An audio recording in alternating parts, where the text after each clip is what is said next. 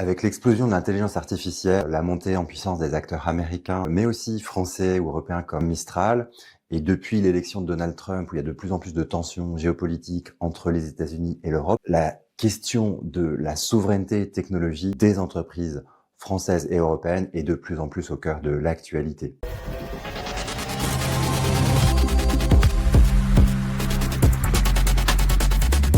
On est dans une époque où l'Europe est de plus en plus prise en tenaille d'un point de vue technologique entre, d'un côté, l'hégémonie des États-Unis et des géants mondiaux de l'Internet, du cloud et de l'intelligence artificielle, qui sont très souvent américains, et de l'autre côté, la montée en puissance d'acteurs technologiques très puissants chinois. Pour les citoyens européens qui utilisent des services grand public, il faut savoir que ces services grand public aspirent les données, notamment à des fins d'entraînement futur des modèles et peut-être d'autres fins qui ne sont pas avouées. Il y a aussi d'autres problématiques, celle d'une dépendance possible à des acteurs américains. La notion d'autonomie technologique est très importante. Et en termes de sécurité, les entreprises françaises et européennes manipulent souvent des données extrêmement sensibles. Et ces données-là, hébergées sur des acteurs de plateformes, sont soumises à la directive du Cloud Act américain, qui donne le droit aux services secrets américains, dans certains cas, de donner injonction à ces plateformes pour récupérer les données correspondantes. Alors, quelle solution pour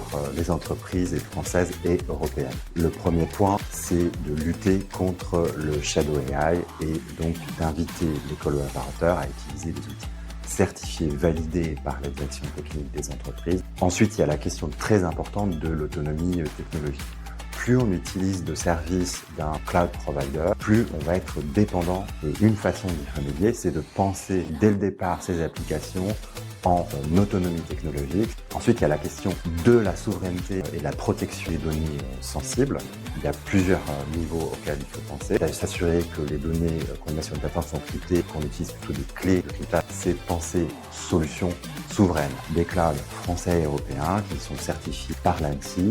Et il y a aussi des solutions souveraines qui s'appuient sur des plateformes américaines, mais dans lesquelles il y a une garantie de souveraineté qui est apportée par un acteur français. Et surtout, il y a aussi un acteur très important, Mistral, champion français et européen, utilisé dans le monde entier, qui est aussi en train de déployer son propre service de cloud, qui devrait être opérationnel fin 2026, qui permettrait de faire tourner sur des data centers français et européens, y compris dans l'actionnariat, sur des serveurs de Mistral.